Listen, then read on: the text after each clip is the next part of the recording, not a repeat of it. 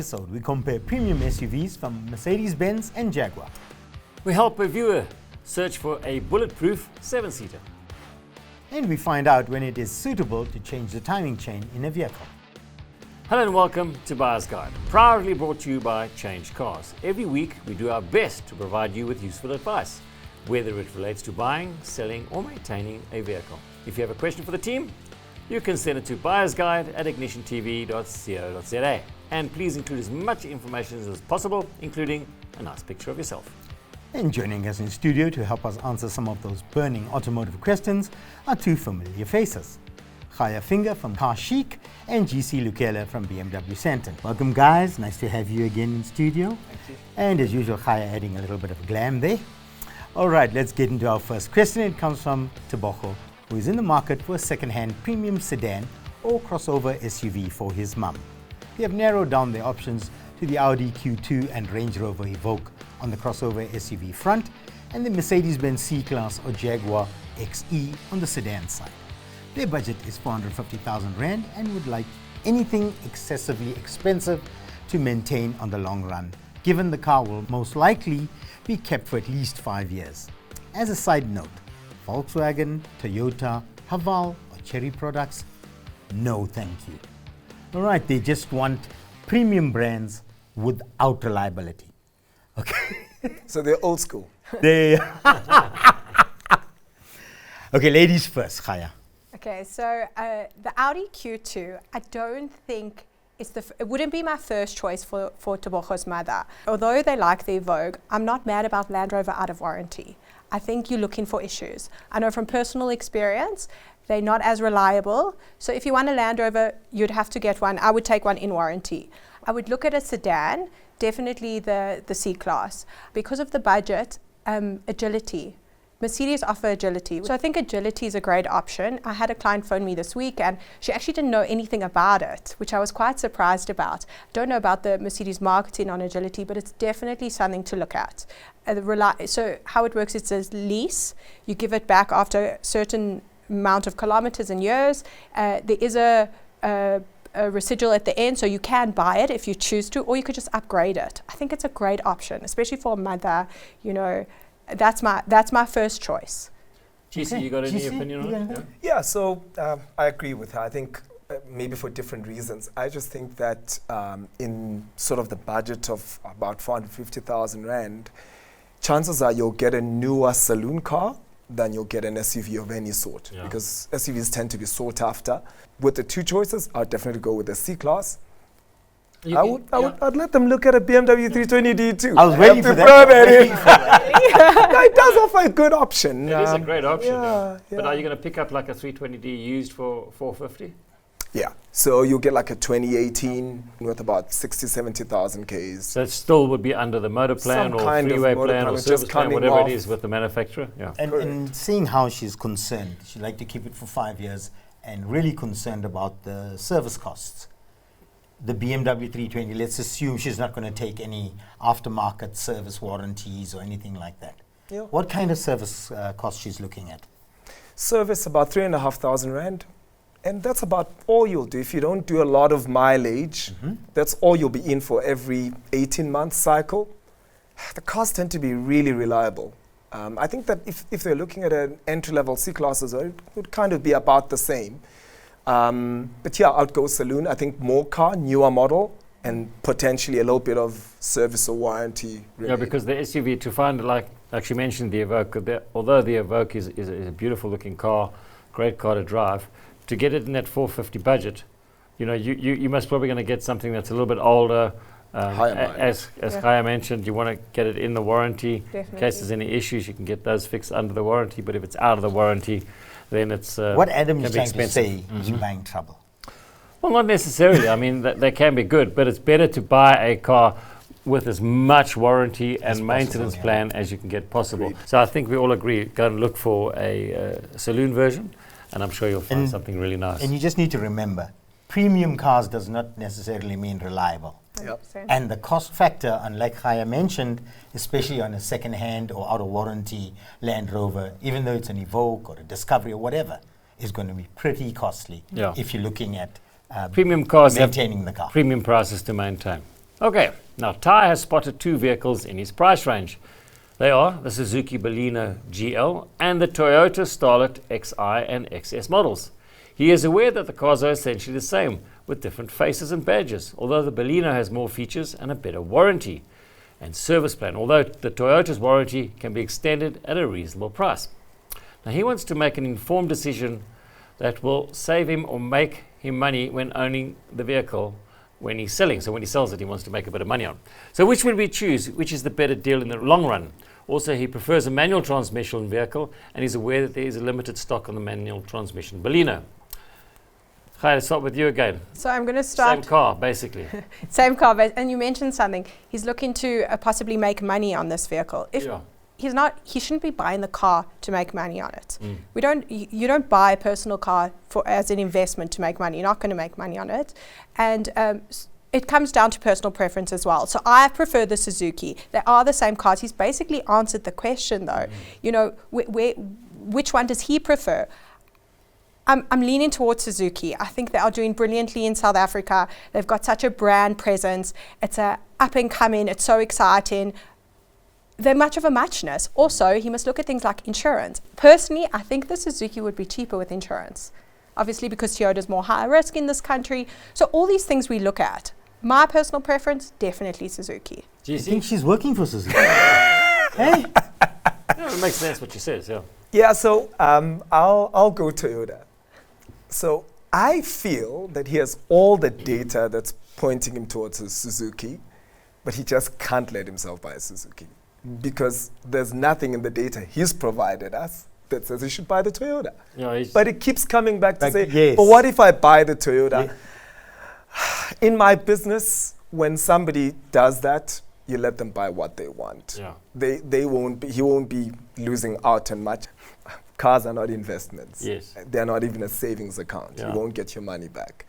But if you can save some kind of loss in the car over a while, he mentioned that the one model is out of stock. Well, that's a good sign. Yeah. What Yes. you can't get, that's the car you 100%. should buy. But also, may I also just say, don't go shopping for a deal where there's no stock. There is no deal because there are too many You want customers, not There's enough cars. 50 people waiting for it. 100%. Whoever gives us the best price, That's it. now is going to take the car. And I like the point she made about the insurance. Yeah. Something to consider. It's something to consider. It is. You know, you Great want to point. keep the car long term. It's no use buying a Toyota if you're going to lose it in 3 months' time. You're not going to have it long term. You know, it's just something to consider when he is looking. But like you said, GC, he really, I saw the same thing. He wants this Toyota. He just wants us to say convince it. him. Yeah. He wants So us we to just convince did. Yeah. You can buy it. Yeah. Okay. Stay tuned because after the break, we look at vehicles that can do the 0 to 100 sprint in 6 seconds. And we go in search of the ultimate 7-seater.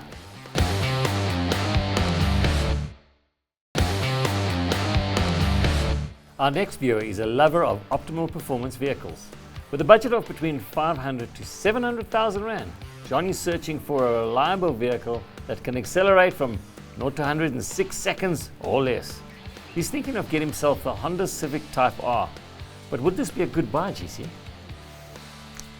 It would, because I think it does have that performance. I happen to be biased because I do like its styling. It's extroverted styling.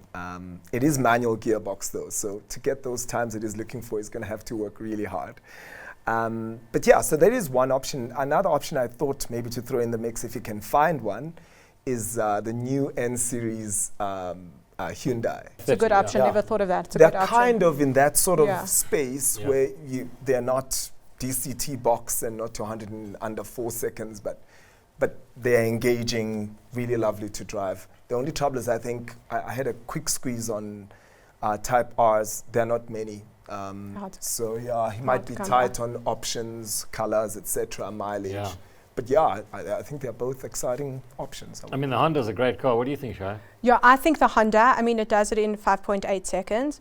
So it's definitely the right fit for him. He's already found his answer. And I looked on the JD Power Awards and it got like 83 out of 100 overall, which is a great indication overall from after sales to just, that's the consumers are saying. So that would be the first choice. I never thought of the Hyundai. It's a great idea as well. Yeah. I don't know I don't know the pricing of that. I'm not sure. They're in the bracket. late 700s. Late new. 700s. Yeah, so it Yeah. would be. New, And so it would fall into his bracket in second hand. Yeah. and I like what you said about the Tavar is like extroverted. You know, you can see he's also extrovert. I love it. The bow tie. It's a funky car. It's a great car. It suits his needs. And So- those two cars, you didn't mention the Hyundai, but the nice thing about both those cars is that they're sort of limited numbers cars. They're not like a Golf GTI where every Joe Every and second his wife's house, got what one. Yeah. I didn't want to Yeah. say is every second house in Lenasia has one Yeah. parked in the driveway. And I would most probably prefer the Honda because of the performance of it, and it's an exceptionally good car. Although the Honda is also really, really good, but it's to find one in that sort of price bracket, and you just have to look around because obviously, like we always mention on the show, any hot hatch, people don't buy them to go do their Shopping. Sunday shopping. Sunday shopping, yeah. They take it. And if They they, to do ride go to it, the they shops take on it to Sunday, drive it. it's as fast as possible. No, they're testing that 0 to 100. Yeah, not to Every 100. Wherever time, they are. wherever they are, they're testing the 0 to 100. Hey, they said 5.8 Suburbs. seconds. Yeah. Let's see if I can get there. Yeah. And You know? just make a friend with a tyre shop, you know. Yeah. You need that's you need gonna be tyres rubber. and munch up the tyres. But those are two great options to have a look at. You know, for me, this is a silly thing, but that exhaust system at the back really gets me on the Type R. You mean you like it or you I don't like it. Okay. I Of like course he it, does. man. I like it. So I then really buy like the Hyundai because if he likes it, oh yeah. it, you know. And There's your let me- answer. Let me tell you something, guys. There's nothing like a Honda. Yeah, I know, in terms of In reliability. terms of reliability, and as much as I mentioned, the guys have been testing it. Let's see if we can get the 5.8 seconds. Even under those extreme conditions, if you get yourself a Honda, you're going to be happy with it. Well, you know, I'm a Honda fan. Did I mention that? Really? Right, our next question is from Colin, who's looking for a bulletproof 7-seater. I don't think he means bulletproof. This family vehicle will be used on weekends to drive to church and during holidays. His options are the Toyota Fortuner, Ford Everest, Isuzu MUX, Mitsubishi Pajero Sport, and the Chevrolet Trailblazer. He can spend up to 350,000 Rand, and Chery or Haval products are not a possible alternative. Guys, I don't know what it is, but this is the second question. What is Chery and Haval done? Well, he's not going to get any of those cherries of all in his budget anyway, so we don't even consider those. But Chaya, what do you think? Okay, so my first choice out of this list is the Everest. He's put some good options there. I wouldn't go with the Toyota only because of, I don't know if he'll, the Theophorus, a family. He talks about bulletproof. I don't think he means literally bulletproof. I think but it's reliability. Yeah. also what I thought about is a Kia Sorento. Obviously not the newer shape, the older shape. It's also a 7-seater, very popular, comes in a diesel, not high risk. Yes. So that's something I would also consider. So those are my first choice. Yeah, he didn't put that on He there, but didn't, it's a great option but that's to have a something I look would at, yeah. definitely look at. It's a great 7-seater, comfortable 7-seater. What's your So- opinion, GC? Yeah, so in agreement, I think just further to that, amongst what he's given us, I'd go Isuzu. I know too many horror stories of theft and hijack in both Toyota and Ford. Yeah. Amongst those cars that are sort of Bakkie based.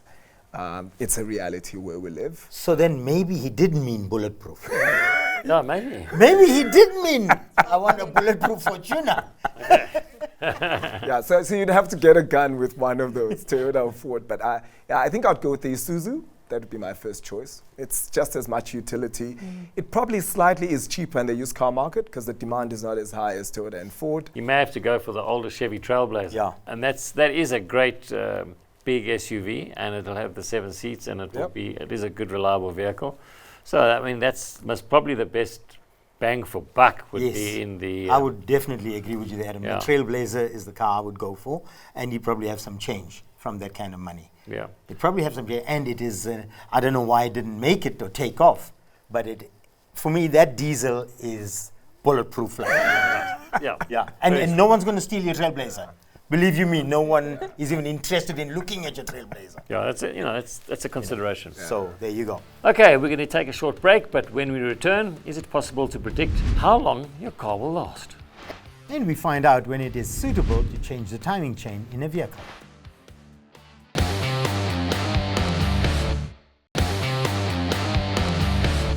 Welcome back to Buyer's Guide. Ray is an owner of a 2018 Mazda 3 which is due for its 60,000 kilometer service. His 3-year service plan is up and he has extended the warranty, which ends in January 2024. He is wondering what would be advisable, extending the service plan with Mazda or getting an aftermarket service plan. He has experience in servicing several vehicle brands of family and friends. So how would servicing the vehicle itself affect his warranty? Lastly, when is it advisable to change the timing chain of a vehicle, as he was advised not to change it unless it's giving issues? Khaya, we've read this email. Tell me what you think. I know you want to have it, Ray.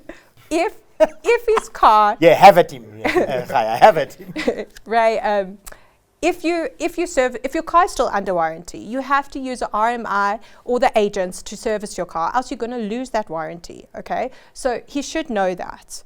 Once the car is out of warranty, wants to self-service, with all means self-service. My suggestion is stamp your book or make a record of it, because if you do sell that car eventually one day, someone's going to want to see when was the last service. I've seen it a lot. People don't. Yeah. They self-service at some mechanic. He doesn't stamp the book, and then how are we meant to know?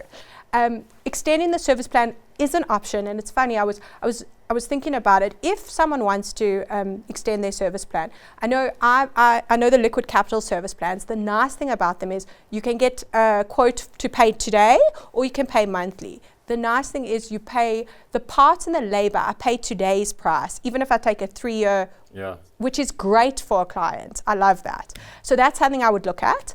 And then another thing, why would he change a part that's not giving him problems? He's telling us he wants to change the time chain. Is it advisable to change the timing chain? So let me talk from a technical side. You don't need to. Quite rightly, somebody said you only need to change it once it gives problems. Timing chains you only need to replace if they give problems. They're not like a cam belt that has a service interval, and those vary from anything from 60 to 200,000 kilometers. So in terms of a timing chain, ignore it. And if you're driving a Mazda3, they don't give problems. They're good for the life of the car, 400,000 kilometers. And you'd hear your timing chain starting to give you hassle. And you'd hear it. On the car that Ray's got, they don't give problems at all. Back to the questions of should he service it himself or should he get an aftermarket plan? I would say if you've been servicing a couple of your friends' cars, then you might as well do your own car, because it's a very simple car to service. And then don't take the warranty. Yeah, so you've got a warranty. He's got a warranty till the end of 2024. So go to the dealer until the end of next year. Agree. Yeah. Then after that, start looking after your vehicle yourself, because there's not a hell of a lot to do. I mean, Mazdas are very reliable. GC, have you got anything to add there? Yeah, so my view is just in terms of his mileage, at 60,000 k's, the car's pretty new. Yeah. He's not going to have problems with, especially with that kind of brand. But also, I do agree with Khaya that having some kind of service record at RMI, or in fact, if I was looking to buy a car with that kind of mileage, I would want dealer service history. The car was 160,000 k's, doesn't really matter much, even if it's not stamped. Sounds like he's going to keep the car anyway. So but Chaim made a good point. Even if you just make a note, car serviced at this mileage, what was changed, we did the air filters, oil filters, 100%. All that spark plugs and stuff like that. Okay, we're going to end off things with an interesting question from Konang Ngosi. He owns a 2010 Toyota Corolla 1.3 dual VVTi manual. It's done 360,000 k's on the clock. It had problems with the plugs, top gasket and valve cover gasket, which were all replaced. It was also leaking oil, but it was fixed. He'd like to know if overhauling the whole engine will make it run as smooth as it did before, as it still lacks power even though it's been fixed. Considering it's his first time he's had any problems since he bought it, or is it time just to get rid of it, GC? Time to get rid of it. Bye-bye. Yeah, so if power wasn't an issue for him, if he was driving the car and he's happy with how it drives, then hey, you've done most of the hard work. You can confirm that. But yeah, I mean, if power has become an issue, the car's not running smooth, and you've done that kind of work on the car, I would cut my losses and buy another. Yeah, 360,000 kilometers on any car, even if it's a Toyota, is quite a bit of mileage. There are options here. It depends if you want to keep the car, because some people maybe can't go out and can't afford another car, or for whatever reasons. It sounds to me like the engine is worn out. 360,000 kilometers, you've done the top part of the engine, but that doesn't do anything in terms of the performance of the car. It's the bottom half, the pistons and everything that gives you the compression, that gives you the go. He didn't do the cylinder head. He did the tappet cover gasket. Top gasket, he said, which is the head gasket. Whatever it was done. Yeah. So I would suggest on something like this, it's not cost effective to actually rebuild that engine. It's too expensive. It'll cost too much. The cheapest way to do it is to actually go and find yourself a used import engine. Yeah. There's lots of them around. It's cheaper to do it that way, and just replace the engine with another engine, and you'll get back to the performance that you had before. Remember though, if you're going to do something like that, take this engine out and put another engine in. The vehicle has to go then to the police clearance Yeah. to make sure that the new engine number is put onto your license disc. Otherwise, if you get pulled over by the traffic officials, they'll say, well, this engine's stolen, and you got headaches galore. So make sure if you're going to do that, you go along and change the engine number at the police clearance. But as GC, and I think we all sort of agree, Yeah, we all agree. if you can afford it, go buy yourself a new car, because it's come to the end of its life. Hell, Adam. I want to make some money here. This guy was bringing his car to me. Yes. Yes. Or you can lose a lot of money and take a check. No, guys, but yeah, that's. Yeah, we I all think in agreement. We all Yeah, agree. I You think should so. just get rid Yeah, of the car. get rid of And it. it's done even well. 360,000 Great. kilometers, guys. That's any car. Yeah, it's good. should It be had a proud good of run. having It that had a car. good run. It's time to retire. Yeah, because you change the engine and then your gearbox Something else fails. goes. Yeah, Yes. it's time to retire. Yeah. And with that, we've come to the end of this week's show. Thank you, Khaya and GC, for joining us and all the helpful advice. Thanks, guys. Until next time, please buckle up and stay safe on the roads.